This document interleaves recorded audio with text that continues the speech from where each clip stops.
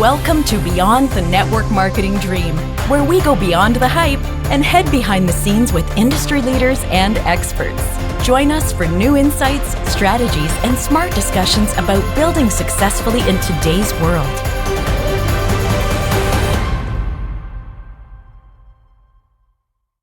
All right, ladies and gentlemen, welcome to Beyond the Network Marketing Dream. We have a special episode for you this evening. We are going to be interviewing the founder and CEO of RapidFunnel, Mr. Patrick Shaw. Patrick, how are you doing this evening? Taylor, I am doing awesome, man. It's good to be with you. Oh, man, it's good to have you on here. I thought we'd do something a little bit different, interview you and kind of hear your take on this industry and everything that it's gone through over the last decades and what we're looking forward to in the future inside of this industry. You bet. It'll be fun. Reverse the roles here.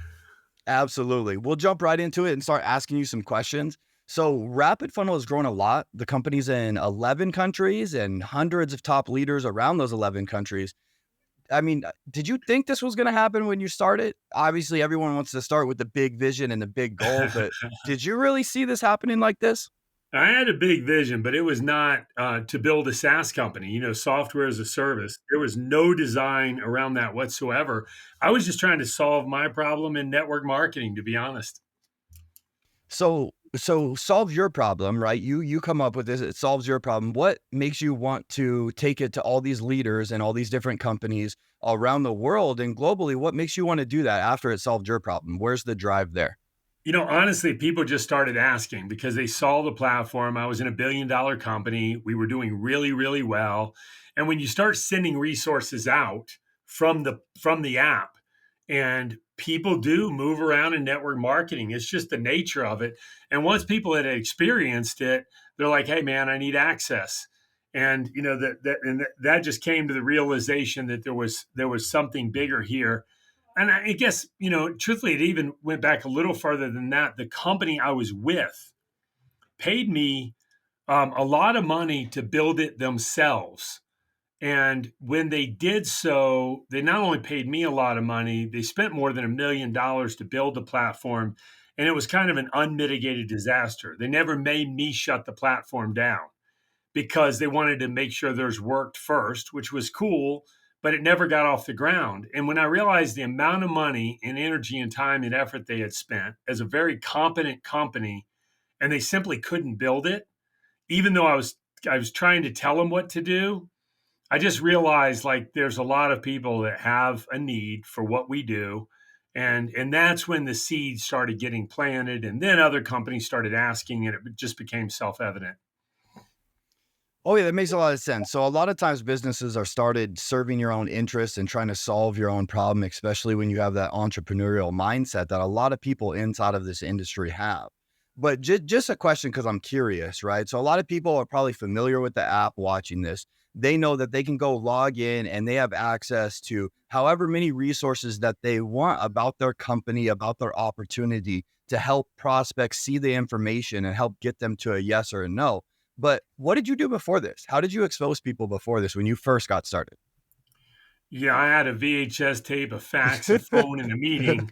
So that kind of dates me a little bit, but I'm 57. And when I started, I had a $700 phone bill, a fax machine, a single VHS tape that, I bought hundreds of, and a meeting. And so that's it. Like the business was really simple before this digital world came about.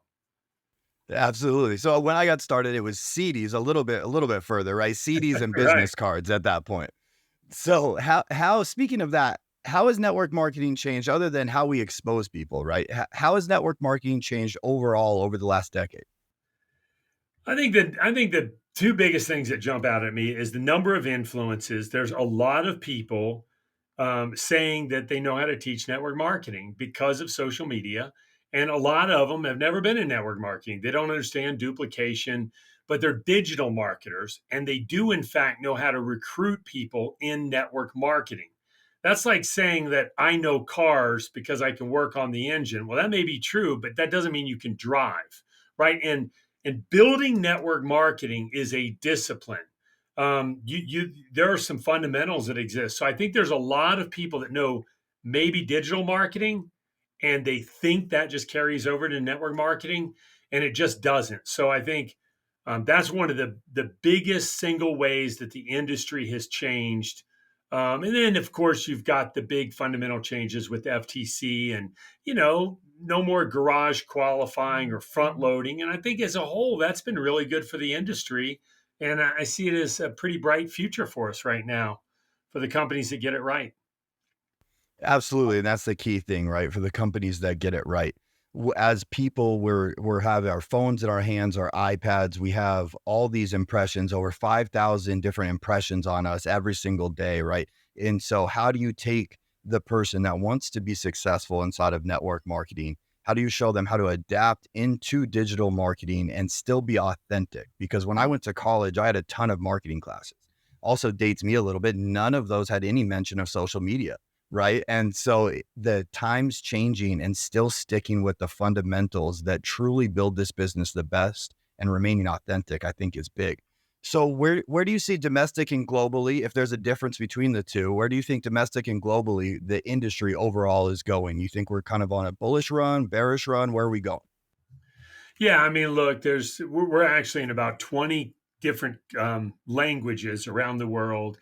We've just launched. We've got 3 companies in South Africa recently, so you really get a bird's eye view of what's going on. And markets are different. You take a place like South Africa, and there's the perception of network marketing is actually pretty positive. There are a lot of people that are hungry, they're teachable, they want to change their life, and they do all have smartphones. So there's differences there. You come to the States, and the perception honestly just isn't as good. But as you go in a downturn, network marketing always does better. One of the biggest problems is we've evolved so far in the States with digital marketing. Again, going back to that original thing, is that there's a lot of confusion. There's a lot of people they have high ranks in the network marketing models. They recruit a lot of people. They throw tons of people against the wall, and they operate on the spread and the compensation plan. So they're making a lot of money on the spread, but they're churning all these people. Well, the very nature of network marketing is supposed to be, hey, let me build a team. Let me create depth, momentum, duplication, and freedom. Let me sit on a beach. If I commit 5, 10, or 15 years to the industry in a good business, I can create real freedom.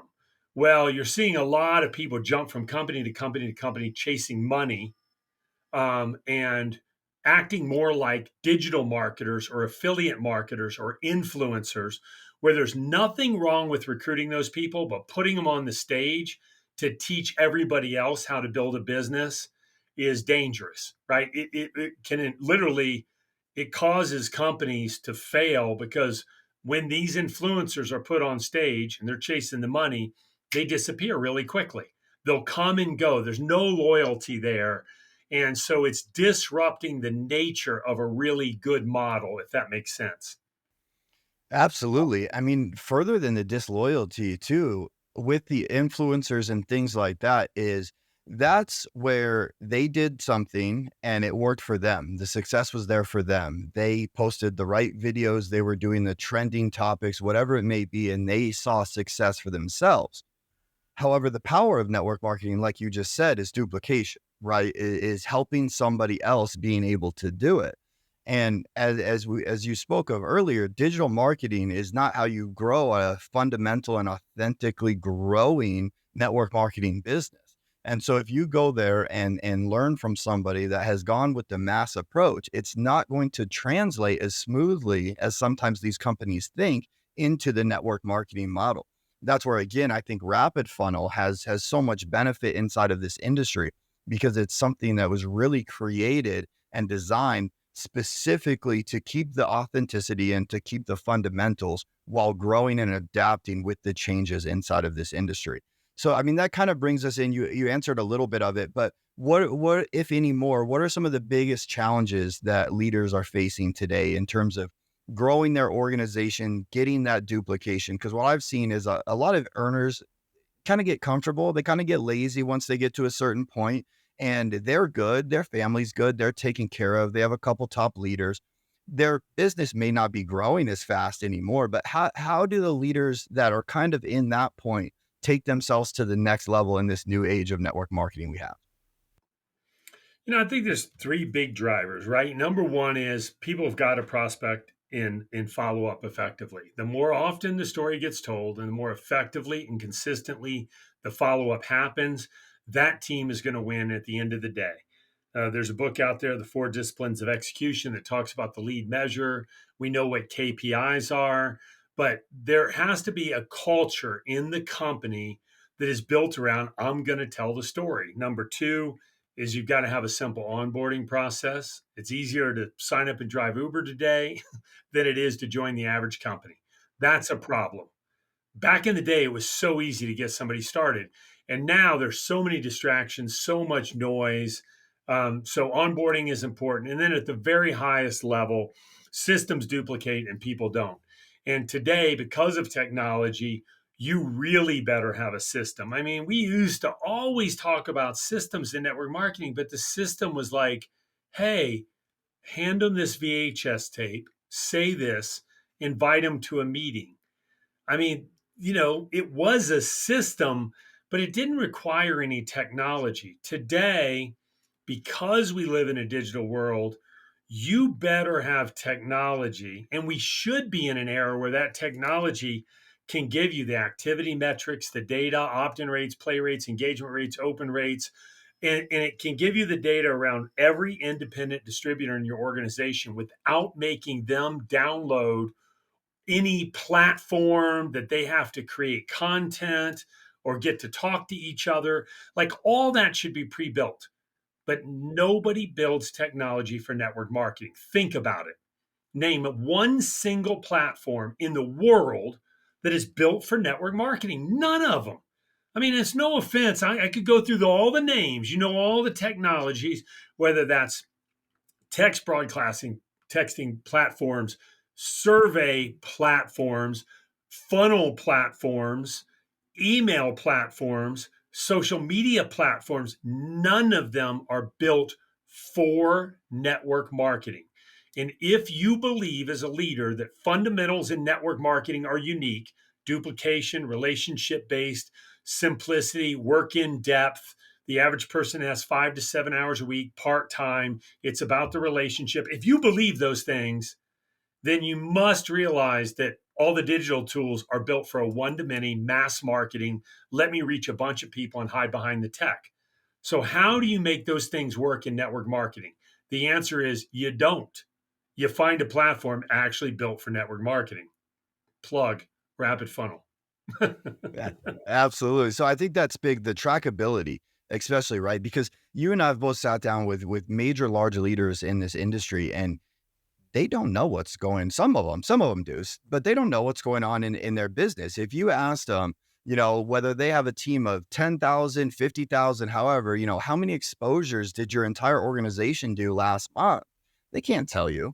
And so I'm big into working out, big into jujitsu. The biggest way to track this, right, is you write down the weights you lifted, the moves you've learned, and your progression through the system. If you don't track it, you're never going to truly know if you're getting better or if you're declining. So it's the same way inside of this industry. You need to be able to have that trackability. We have, like you said, all these digital tools. So why not utilize them, package them in something specifically built for this industry?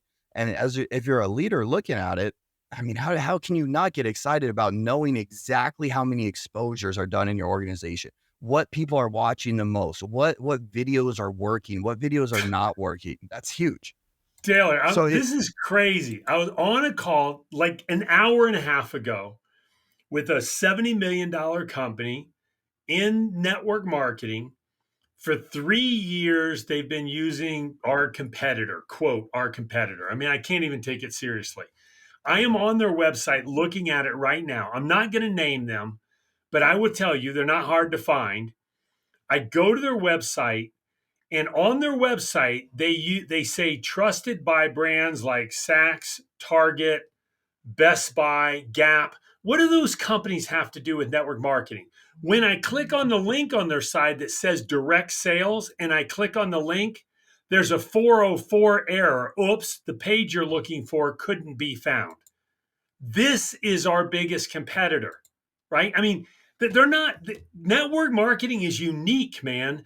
Use a platform built for it. Somebody in some company that understands these fundamentals. And I could go on and on about leaderboards, recognition, babies cry for it, men die for it. What is it? It's recognition. Why is it so important in network marketing? Every leader knows it. Okay, well, how about relationship based? I am working through my personal network. The most powerful thing in network marketing is 7 levels deep, 7 levels deep. I tap on a guy's shoulder. We tap into his network. He knows all these people.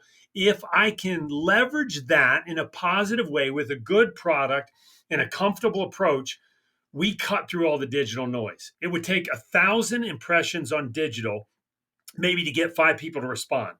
In networking, tapping into my network, I can touch 10 people on the shoulder and get 7 to 9 of them to respond.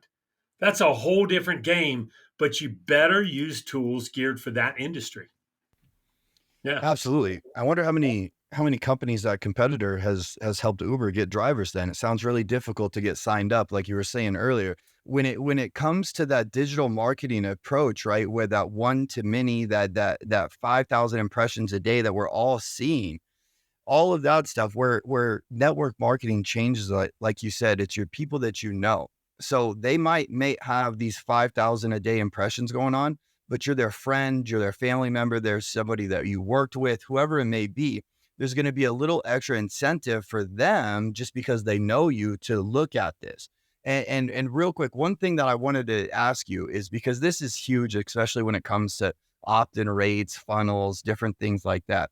There's a large funnel company out there right now that speaks so highly about what they're able to do and their conversion rates and things like that. And they're publicly stated those conversion rates that they have. But I'm just curious, with RapidFunnel, what are you seeing on average in the opt-in rates and just in the engagement through things that we are sending out in resources?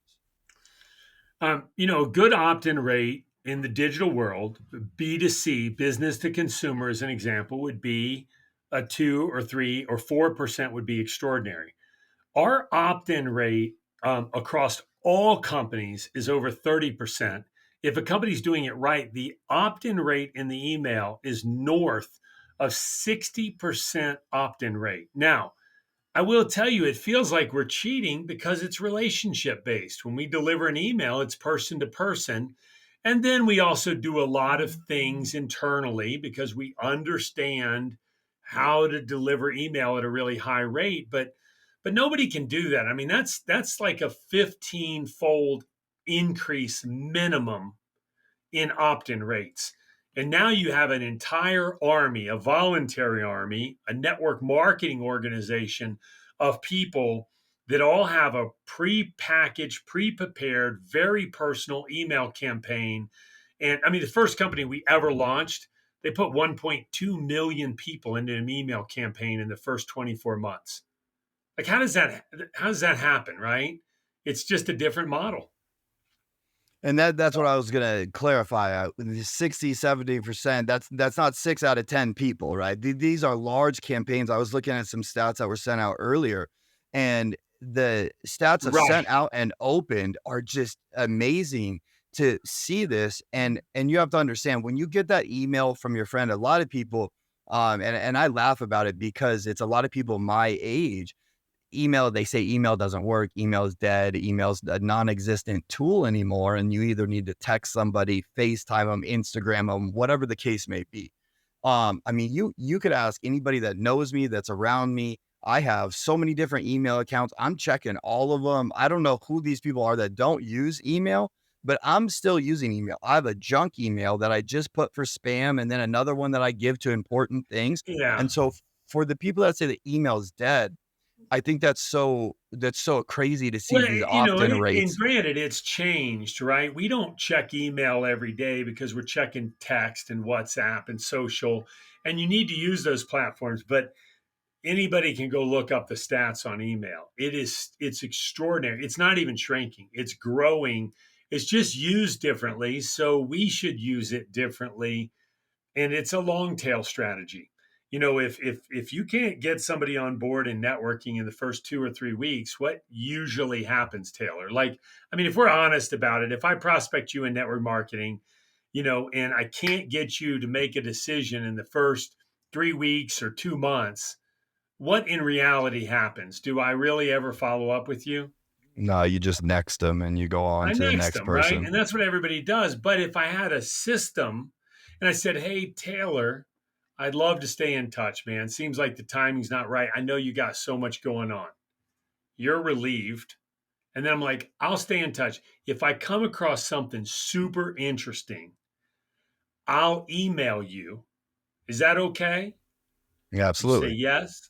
I say, Taylor, I'm dropping you an email right now. Check your inbox, would you? And boom, you click that email. And now I drop you an email every 30, 60, 90 days for the next 3 years. And sooner or later, you start clicking, and the hot prospect algorithm tells me I got a new hot prospect. I reach out to you via text or phone, and you're like, oh, dude, that's so crazy. I was just watching one of your videos. And I'm like, oh, no kidding. That's awesome, man. The world is conspiring us to do us good, Taylor. Right? But in reality, I had the data. That's a game changer for an organization. Absolutely. What's the saying? Everybody knows fortune is in the follow-up. Oh, now just due to following the fundamentals, this follow-up process is extending for 60, Right. 90, 120 It's days crazy, without you man. with you doing work one time.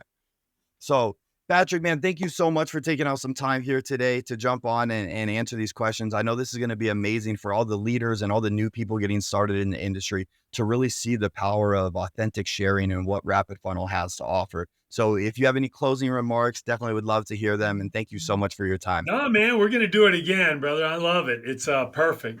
Thanks, Taylor. Thank you, Patrick. Thanks for listening. If you know someone who would be a great guest for the show, send an email to beyondthedream@rapidfunnel.com.